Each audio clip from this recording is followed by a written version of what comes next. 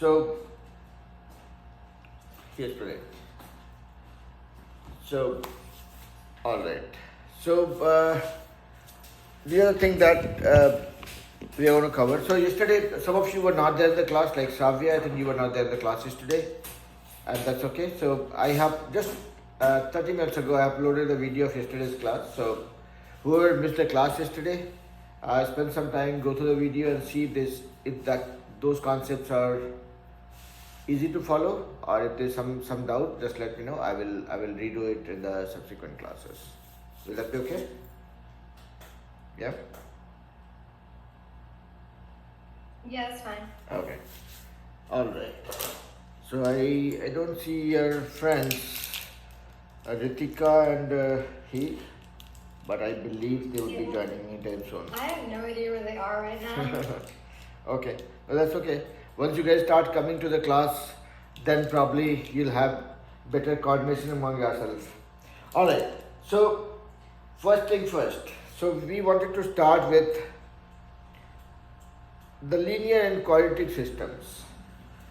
So now, linear and quadratic systems. When we say linear system, so linear system, I mean, when we talk about, we essentially refer to linear equations, meaning things that help us draw a straight line. Okay, so linear, as I have told you guys multiple times, one part of linear is line. Okay, so whenever we talk about a linear equation, essentially we are talking about an equation that helps you draw a straight line. So, what is the characteristic of that?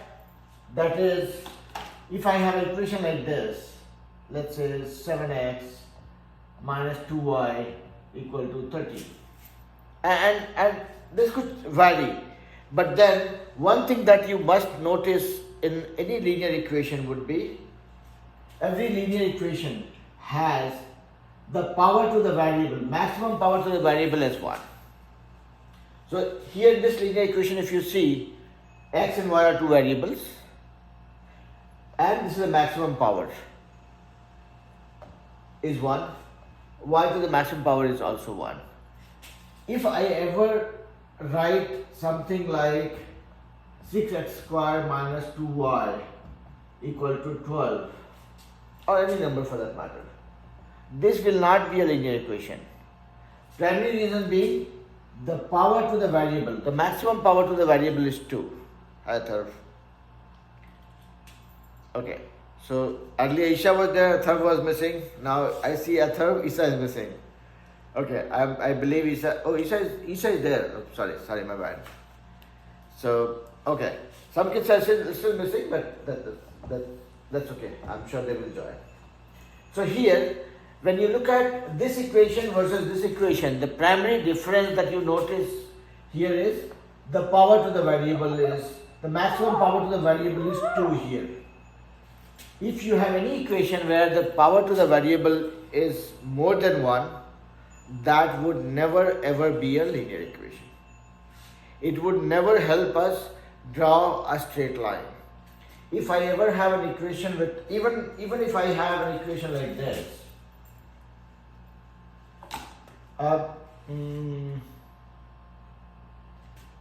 even if I have an equation like this, y square equals, let's say, 36. This also will not be a linear equation because the power to y is 2. So, first qualification criteria for anything to be termed as a linear equation is the maximum power to the variable is 1. So if I say, even if I have, let's say, 4x minus 13 equal to 12, this also is a linear equation because maximum power to the variable is 1. I can as well say that this is y to the power 0. But then this is still a linear equation because the maximum power is 1. I might have other terms in the equation which has a power lesser than 1, but the maximum power has to be 1. I think I reiterated myself multiple times by saying maximum power 1, and that was only with the intent to make sure that it gets registered with you guys that if you ever have an equation which has power other than 1 or more than 1, you can safely assume that it's not a linear equation. Yeah? Now, so you all know that when I have a linear equation like this, let's say 2x minus 13y equals to, or let me put a simpler number so it's easy to calculate. Let's say it's equals 12. If you have to draw a line using this linear equation, tell me who all knows it already and who all would want me to do it once for you guys. You know it? Praneeth knows it, okay. Anybody in the class? And it's okay, I mean, you might have learned it, you might want to come back to it one more time, that's okay. Yes, Sunarka? Oh, I know how to do it. You know how to do it, okay. Can I assume that everybody knows how to do it? Yes, sir. Okay. I will still do it, but I will go at a very fast pace, okay. So I have an equation like this. What will I do is, I have this graph, 2, 4, 6, minus 2, minus 4, minus 6, 2, 4, 6, and I can choose my units always, right? So, okay. So here I will put x equals 0. When I put x equals 0, then my value of y is minus 4. When I put y equals 0, then my value of x is equal to 6. So I got 2 points, 0 minus 4, 0 minus 4 is here, and 6 and 0 is here. So this is my straight line. This part is simple, right? Now, if I have another equation, let's say 4x minus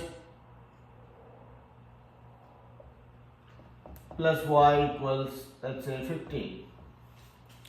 And same way, I can pick up 2 points. In one scenario, I will put as x equals 0 and find out the corresponding value of y. That becomes my first point. I'll put a y equals 0 and then find out the corresponding value of x in this equation and find out the second point. Let's assume that if I have this equation, this draws me a line like this. I'm just making it up. What is the meaning of this point? When these two lines are intersecting here, I have two equations. I have drawn both the lines, and when I drew the line, I found that they are intersecting at this point. What does it signify in practical terms? I mean, just tell me the thought process. You don't have to solve it. You have to just tell me what does it mean. Both x and y are the same for both of them. Both x and y are same for both of them. Okay. And the lines are equal to each other. No, lines are not equal. Lines are. This is where the lines are meeting. Okay. Okay. That's one statement. I will record it. Let's see if we have any other perspective that I can hear from the screen or on the screen. Anybody?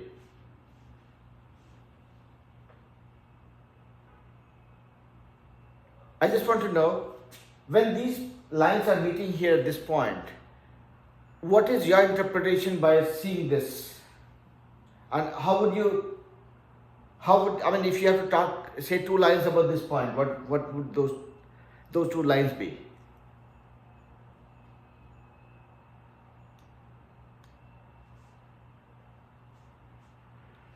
No. Anything is fine. Any commentary is okay. I'm just trying to understand what would be your interpretation by seeing this. You guys are very quiet. Somebody is to say something. Be it wrong or right, it's okay. Doesn't matter. No? Okay, let me tell you guys this thing, okay? I believe you will be knowing about this, but still, I'll just mention this one more time. If I have an equation like this, for a linear equation, what does it mean? It means a legal contract between x and y. This is a contract between x and y. It says that my x and y has a relationship like this. Meaning, if the value of x changes, the corresponding value of y would also change to get this outcome. If you look at any linear equation or any equation for that matter, it's nothing but a legal contract. I mean, not legal, you don't have to see an attorney here. What I'm trying to say is, it's a contract between x and y. It's a contract between the two variables to get you this outcome. Meaning, this linear equation gives you a different combination of x and y which yields to this outcome. Like what did we do? We put x equals 0 and then we found a corresponding value of y such that we get this outcome. See, when x was 0, y was minus 4. When x became 6, y became 0. And this was a deal between x and y. So, okay, fine. You and I will change in a way that for this equation we get this value as an outcome.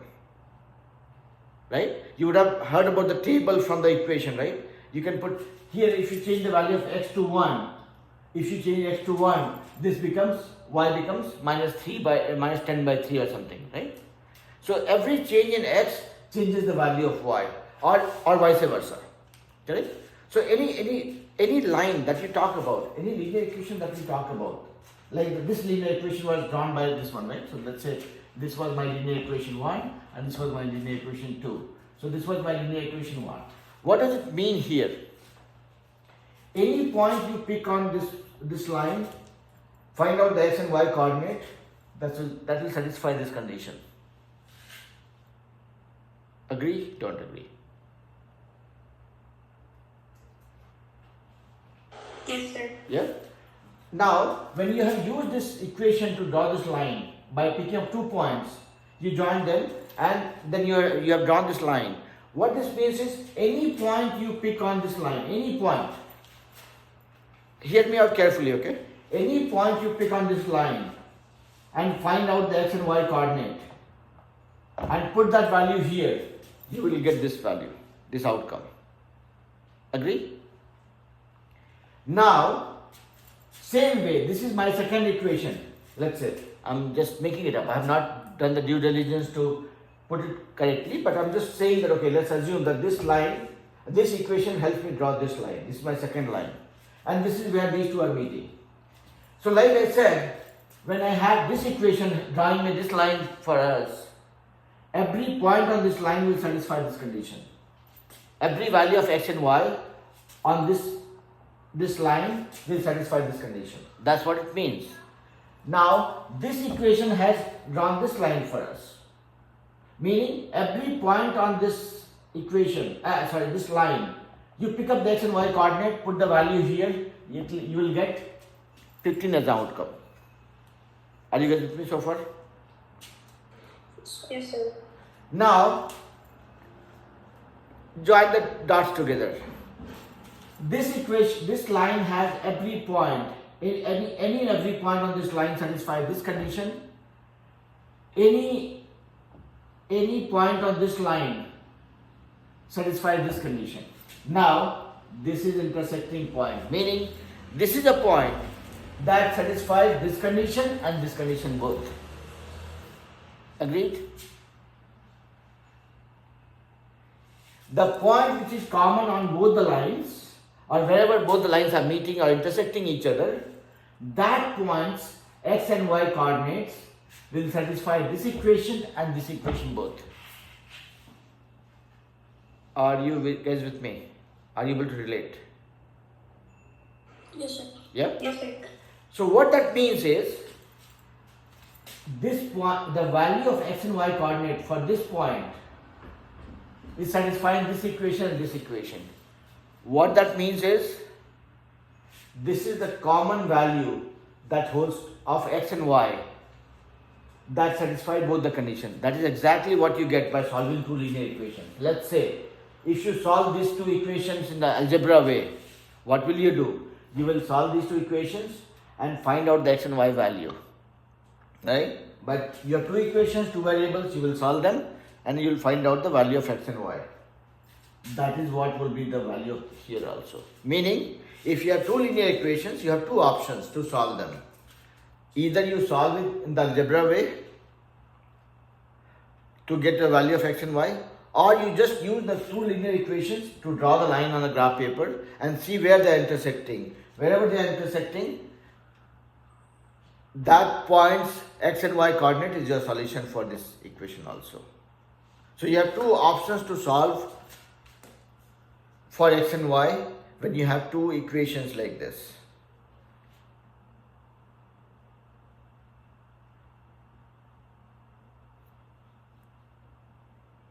I'm using a pause as my technique to let you guys process what I said. Are you guys with me so far? Yes, sir. Okay. Now let me make another statement from what we saw here. That means now can you think of a scenario where you have two linear equations meeting each other or crossing each other at two places? Will that be a situation ever?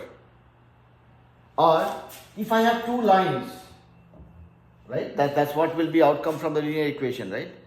Will the two lines ever meet two times? I'm so sorry. I totally forgot there was class today. I Yeah. was eating. Not a problem, Aranya, and that's very natural because the agreement that we had among ourselves was we are meeting on Saturday and Sunday, and I kind of forced one extra class for you guys on Monday, right? So that's understood. When I use that term agreement, right, there was a reason for it. This is agreement. When you look at a linear equation, this is what we were talking about. That this is, when you look at the linear equation, this is an agreement between x and y.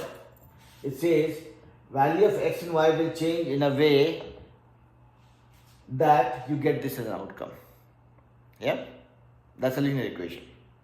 So we were talking about two linear equations, drawing two lines and meeting at one point. And so that means if you have two linear equations like this, you have two ways to solve it. One is you solve it the algebra way, okay, by isolating x and y and then solve it. Second option is you draw the two lines using the linear equation and see where they are meeting, and wherever they meet, that point's x and y coordinate is your answer for solving these two equations. So far, is this known, understood to you all, or anything that you would want me to repeat? It all makes sense, sir. Okay. Ananya, I know you joined a little bit late, but I'm assuming that these are things that you might be knowing already. If not, you'll have to spend 5 minutes extra watching the video of the class so that you can catch up. Yeah? Okay. Yeah. Now coming back to a related question here, okay? So I was saying that, will I ever have a situation, and again, don't think about it mathematically, think about it practically. Will I ever have a situation where two lines will meet each other at two places or intersect each other at two places?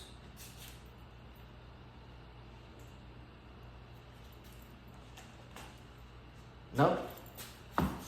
And that's the right answer. So, see, you have only two scenarios when you are dealing with two lines. Okay? One is they'll be parallel or they'll not be parallel. When they are parallel, they will never meet.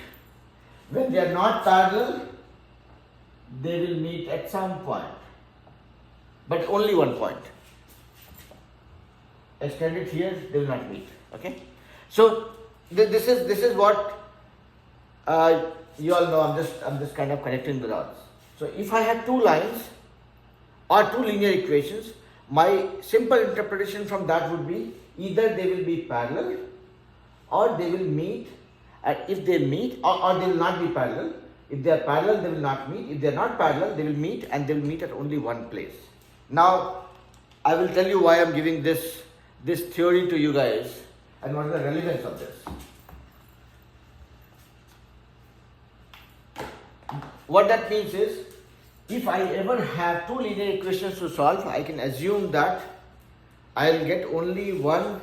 Let's say one equation is 5x minus 9y equal to 17, and second equation is x plus 2y equals 14. When I solve this equation, I get only one value for x and one value for y because both are linear equations. Okay.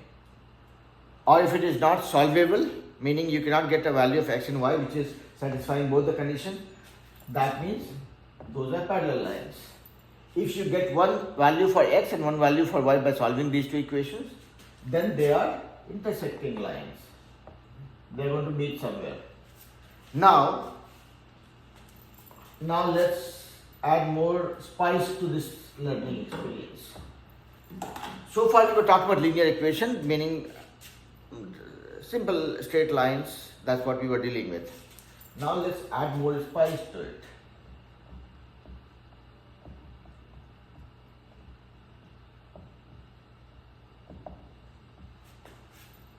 What is the scenario that you see on the board? X squared plus 2y equal to 17 and 5x minus 2y equal to 14. What is your first reading by looking at this? Are these two linear equations? Okay? Yeah. No, the top one is not linear, but the bottom one is linear. Okay. What is the top one? I think it's quadratic. It's a quadratic equation. Okay. Anybody on the screen, can you guys tell me what happens if you use a quadratic equation to draw it on a graph paper? What does it do?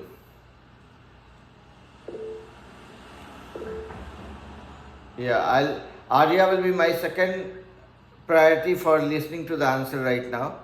Let's see if anybody else wants to say something.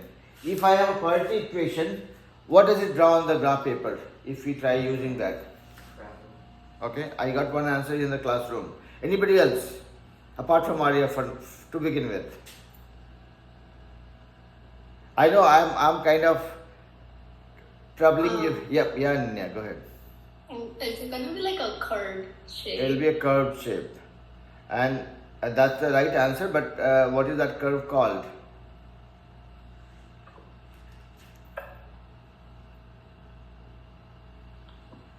I would want to hear that from. Okay, yes, Sunarka, go ahead. A parabola? A parabola. Yep. So that magical word I was waiting to hear from you guys, right? Because we talked about that in one of the previous classes. So yeah. So when we have a quadratic equation, that doesn't result into a straight line. That results into something like this, or this. Okay, which is called parabola. Now,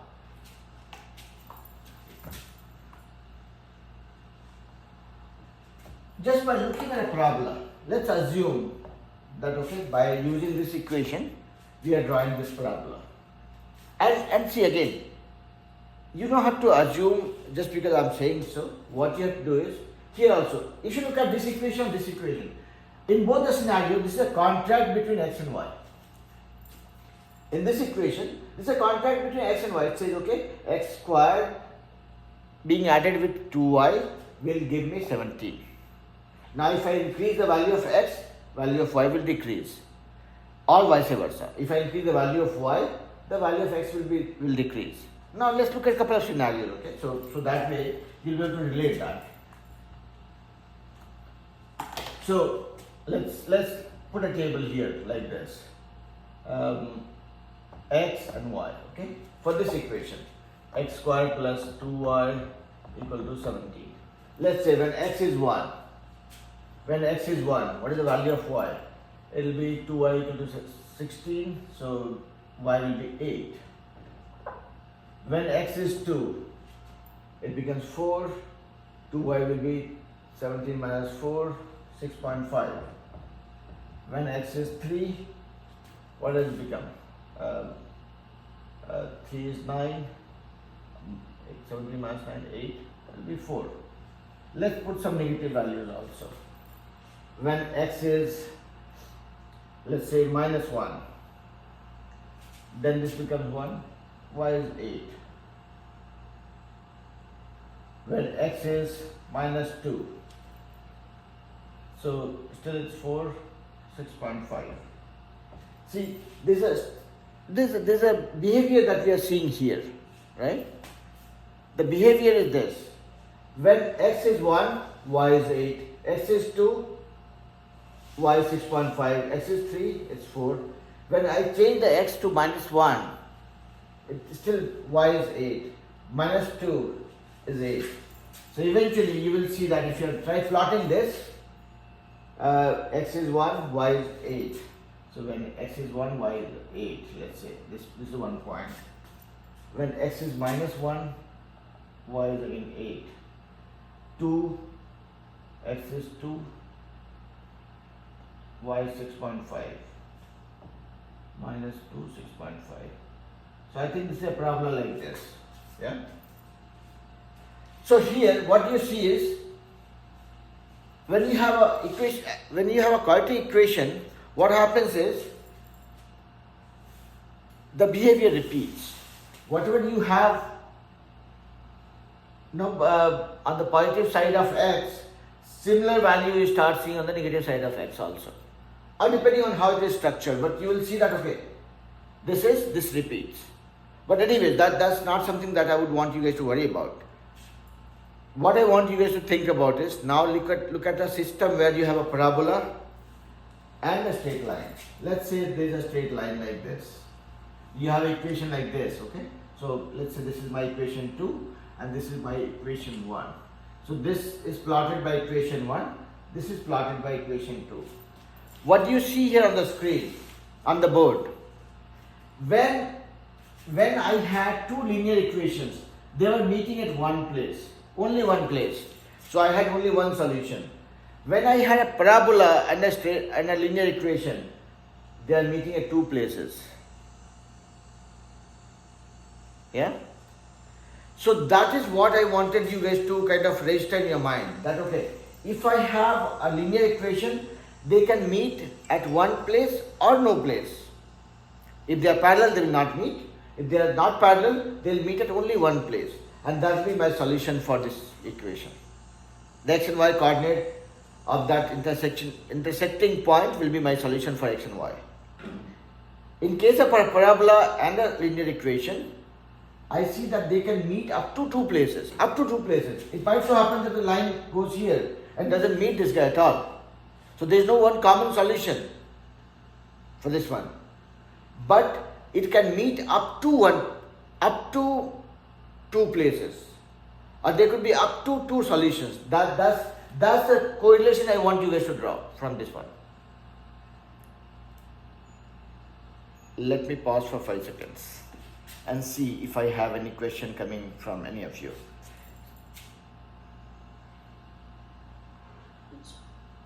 Clear? See what's up? Yes, sir. Okay. Here, I think I see here has joined. I see, apart from here, who joined after here? Okay, Savia was there before. Okay, yeah, so only he joined a little late. But yeah, question to you guys.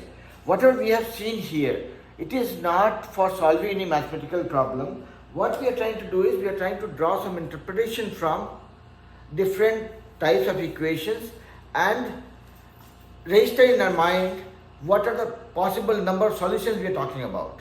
If I am talking about two linear equations meeting each other, they can only meet at one place, maximum one place, unless they are parallel. If they are parallel, they will not meet, but if they are not, they will meet at one place only. That's the maximum possibility. Now if I am talking about a parabola and a linear equation, they can meet up to two places. If the linear equation is not friend with the parabola, it might go from here and never meet the parabola or not intersect at any point with the parabola. But if they are not enemies or they have something, I mean when I say enemy, it was on a lighter side. The intent was say, okay, there is no common solution that you can derive from this combination. That is what it will be. So now why we have been talking, or why I have been talking about all this for last 10-15 minutes. The main purpose is to have an overall understanding about how do we go about solving any problem? Now, algebra, let's say you come across an algebra problem, you are given two linear equations and you have to solve them. You guys know how to solve it. If anybody has any doubt, let me know. We'll work on it. But that is one approach. Second approach that we kind of touched upon was how we can use the two linear equations to draw a line on a graph paper and see where they are meeting. Wherever they are meeting, x and y coordinate of that intersecting point would be my solution for the linear equation. So I have two options to choose from. So if I have two linear equations, meaning that resulting into two straight lines, they can only meet at one place maximum if they are not parallel. So wherever they meet, that is my solution. That is a common contract agreeing to both the linear equations. Similarly, if I am talking about a parabola and a linear equation, conceptually, maximum they can meet at two places. Nothing, not more than that. But in worst case scenario, they might not meet. And when they don't meet, meaning there is no solution, common solution that you can derive algebraically also. If let's say these two equations, when you draw them on the graph paper and they don't meet, you see that parabola is somewhere here, parabola is somewhere here, and this line is going from here. They will not meet. Even if you extend the parabola this way, extend the line this way, you don't see it meeting. What it means is there is no common solution. There is no one point in the coordinate plane that satisfies this contract and this contract both, or this contract or this contract. Is this part clear to you guys? Yes, sir. Everybody? I'll call out the names, okay, just to make sure that I'm not overlooking anybody's concerns. Sunarka, Dhanushri, Arya, are you guys clear? Yes, sir. Yes, sir. Srivastava said yes. So Shravya, Ananya, Isha, are you guys clear? Yeah. Yes, sir. Okay. How about Heer, Shravya, and Atharv? Yes, sir. Okay, everybody? Okay. So yeah, I'll take that as a firm yes, because I heard yes from everybody, and that is recorded on the video also. Not on the screen video, but on this video. So anyways, that's a bad joke.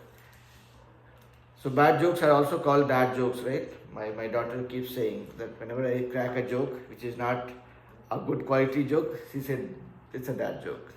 Anyways, let's come back to something that we want to learn, not the dad joke. So next topic was radical, rational and absolute value equations. Radical, rational and absolute value equations. So let's look at something that you guys might find easy, or let me do a quick check. So let's say if I have something like 2x minus 7 equal to y, x plus 2 divided by 1 minus y equal to 17, and 6x minus 7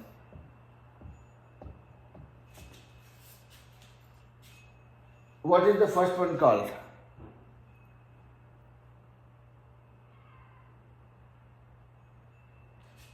All these are equations, okay, because you see an equal to sign in all the scenarios, right? First one is called radical equation. Wherever you see this sign is called, this stands for radical term, and this represents the radical term, okay? So remember, if you guys remember, right, we were talking about exponents, right? If I say x to power 2 this is an exponent, I can write this as this. This is the radical form of the exponent, okay? Or if I say x to the power 1 by 2, this is the rational part of the exponent, meaning something which is in the form of a fraction, that is rational. Something that is in the form of this symbol that you see, this is radical. So this is called radical equation. This is called rational equation, and this is called absolute value equation or modulus. Are you guys comfortable with these terms, or we are hearing for the first time? Yes, sir. You're aware, yeah?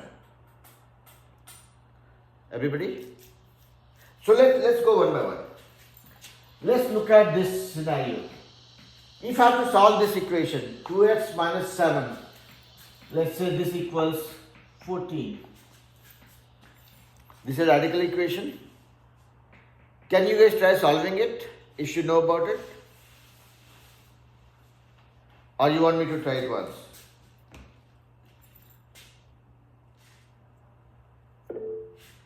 Yep or yep?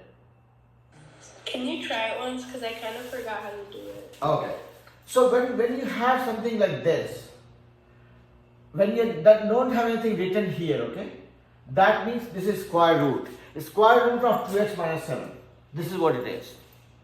So how you can get rid of this? You can do a square of this. You can do a square of this, and you can do a square of this. Meaning you can, let's say it's like if x equals to 2, that means x square will be equal to 2 square. Same way here. When you have a radical equation like this, what I'm doing is I'm doing a square on both the sides. So by doing a square of this becomes 2x minus 7 equals 14 squared. That becomes 196. Yeah? Now you can solve it. It is as simple as that. Now, same way, you can have a situation where radical equations can be represented in a different format also.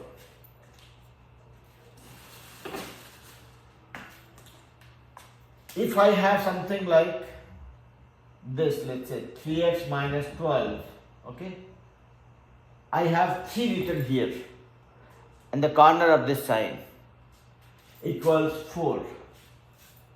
What this means is, this is cube root. Like if you don't have anything written here, that means it's a square root. If you have a number 3 written here, that means that it's a cube root. If you have a number written 4 here, it's a fourth root. Okay? That's how you will read this. Now, if you have something like this written here, cube root, meaning you have to get a cube of this to knock off this sign. Okay? So, let's look at it this way.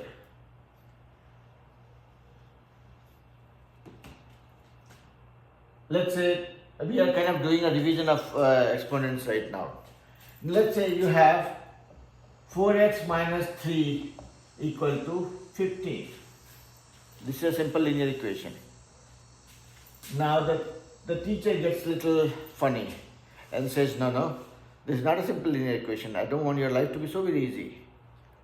Add some complexity to it. Made it a radical equation. Teacher had a more mischievous intent. He or she said, okay, no, this is not a simple equation. This is cube root actually. If you don't have anything, that is a square root. If you have a number written here, that is a cube root.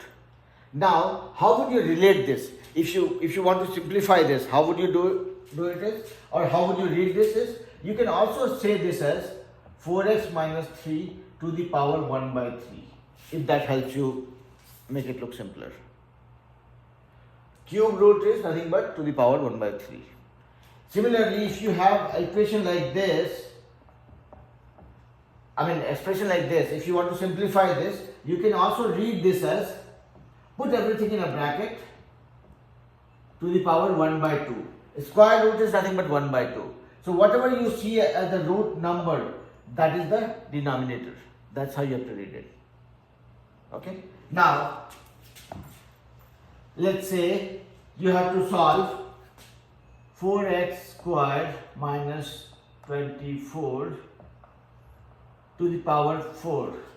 Our fourth root equals 3. First thing first you would want to do is, oh, this is fourth root, meaning whatever value I have, the power to that is 1 by 4. Whatever is here, that becomes your denominator. That's how you will look at it in a simpler way. Now, if you remember the exponent, one of the exponent rule, right? X to the power m to the power n equals x to the power m into n. Yeah? Do you guys remember this exponent rule? Yes, sir. Yeah. So here, if I have something like this and I want to simplify this, what will I do? This is like x to the power m. How do I make it simple? I will multiply this by n. Put this power like this. 24 to the power 1 by 4, right? This is x to the power a. Here I will put a power 4. So the whole thing I'm kind of getting multiplied 4 times. This will be, let's say this is equal to 3, this will be equal to 3 to the power 4. So here I am adding a power 4, here also I am adding a power 4. Now what will happen is x to the power m into n will get you, this will become 1. So this becomes 4x squared minus 24 equal to 3 to the power 4.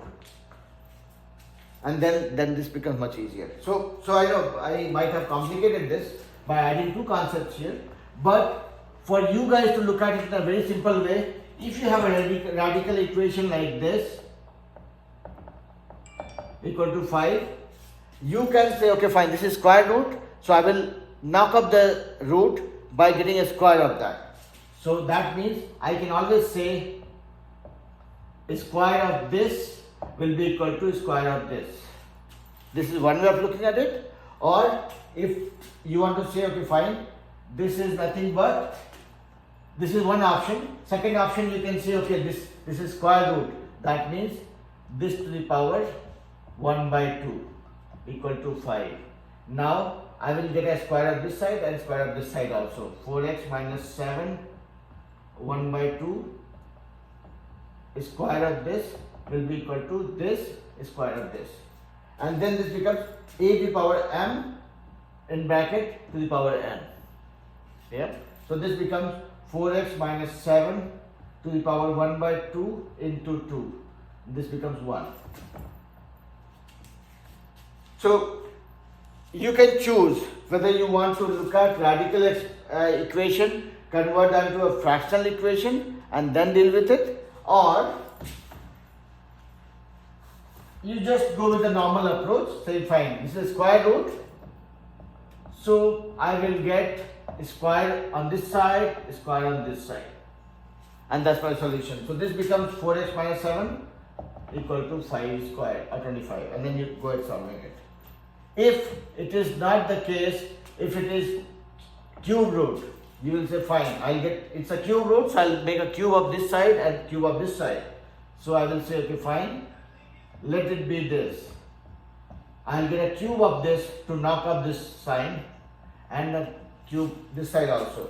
So cube of cube root is nothing but no radicals sign equal to 5 cube, and then you go on solving it.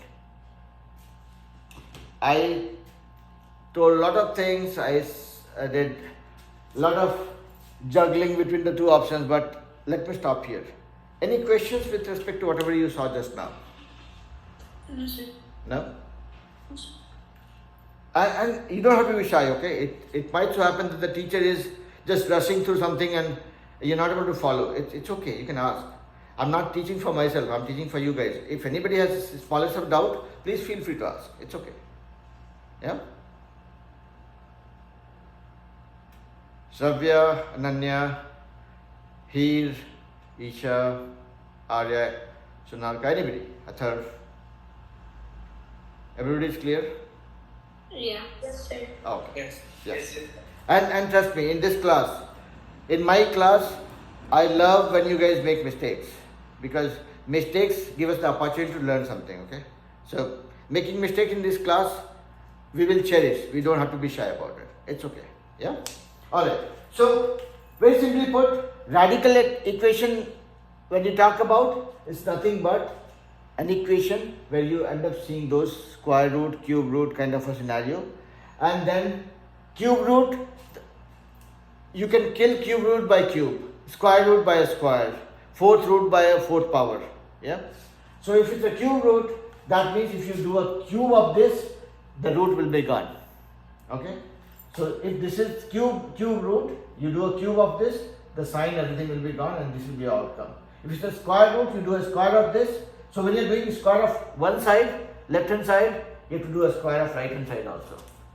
If you're doing a cube of this side, you have to do cube of this also. Always remember that, okay, if x equals to 3, then x to the power x square will be equal to 3 square.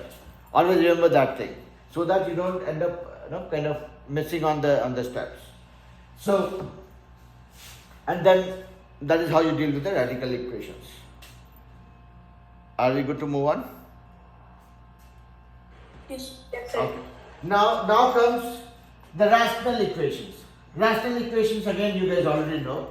I'm just teaching you guys some silly tricks. So rational equation is what? When the equation is in the form of a fraction. So let's say it like this.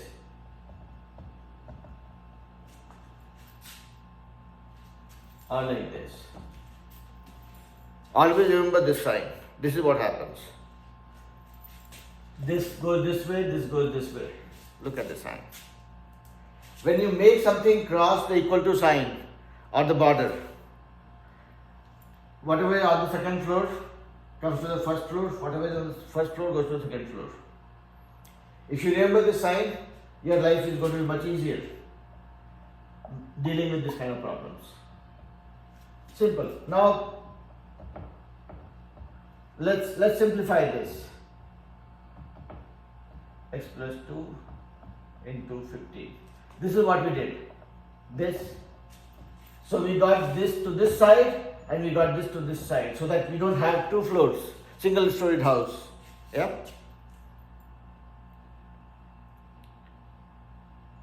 Everybody with me so far? Yes, sir. So here rational equation, when you talk about, there's nothing so fancy about it. It's just about an equation which is in the form of a fraction. You have something in the numerator, something in the denominator, and you do this sign to knock off the second story of the house, making a single storied house, and then you deal with it. As simple as that. Yeah. Or teachers are not always easygoing, right? They might give you some difficult problems to deal with. Again, nothing changes. You guys are senior enough. Let's say somebody says 1 by x plus 5 plus x plus 3 divided by 2x minus 7 equal to x plus 4 divided by x minus 7. It's a rational equation. It's in the form of fraction all through. So you will deal with this like a regular fraction, addition, subtraction. You will take the LCM for these two, multiply this, make this like an equation. Then you do, once you have everything combined as one term, then you do that crisscross thing, and that should be it. Yeah. Is everybody with me so far? Yes, sir. Okay. Yes, sir. Alright, so we looked at rational equation and radical equations. Now the next one is absolute equation, absolute value equation. So that absolute value is absolute value, meaning where you just ignore the positive or negative side. The distance numbers from 0. Sorry? The amount of the distance it is from 0. Yeah, if distance from 0, or you just look at absolute value, as simple as that. Let's say, if I say x square equals to 4, what does it mean? X equals to plus 2 or minus 2. Plus or minus 2, there are two options. When I put this as this or this, any which way, you're saying that I don't care about the sign, I only care about this number. Okay, so you will see that you will come across different equations where they will write this like this: minus 7 equal to y. Find out the value of y for y for x equals 3 and x equals to minus 8. Okay. Here you will see when x is 3, it will be like 6, 3, 18 minus 7, 11. 11. Okay. Y will be equal to mod of 11, that will be y will be equal to 11. Now when you put x equals to minus 8, what happens is minus 8 into 6 minus 7 mod of this. So this becomes minus 56 minus 7 minus 63 mod of this will be equal to y. So your answer will be 63. Mod of minus 63 will be 63. That's what it is. Meaning when you say modulus of anything or absolute value of anything, it just forgets about the sign. It's just the absolute value. The absolute value. Okay. So that is the absolute value for equation where you don't look at the sign part of it. Whatever is the calculation that you are getting into.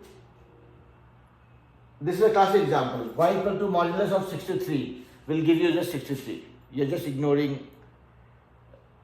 So if you look at, there will be two scenarios. There will be, see here, minus 63. There will be another scenario when y will be equal to 63. That will be, let's say, 8 times 6 is 48. no, it will not be 63. It's 6, 8 10. times 6 is 43 minus.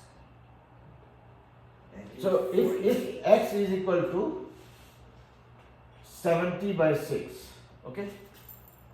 Here, when x is minus 8, we are getting y equal to 63, okay? When x equals to 70 by 6, and then put this value here, y will be equal to, value of x is equal to 70 by 6 minus 7. This is what? 6, these two get knocked off and this becomes y equals mod of 63. So here, what did we see was, in case of x equals to 8 or 70 by 6, in both the scenarios, my value of y is same. For negative 8, wouldn't it be not 63? Because negative 8 times 6 is negative 48. Oh, okay. Maybe I did some round calculation. 8 6 are 48 minus 7. 48 minus 7, 55. Minus 55. Sorry.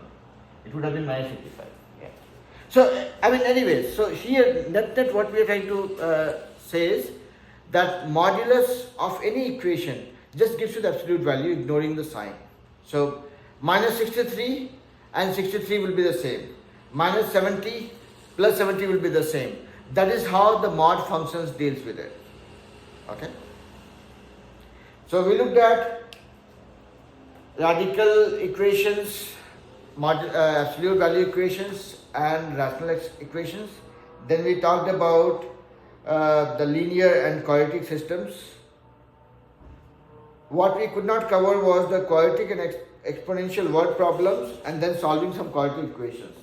So that is what we will cover in the next class, because if we try rushing through those concepts today, we might just rush through. That might not be very effective. Any questions with respect to whatever we have learned so far? Anything that was not clear? Anything that you would want me to repeat?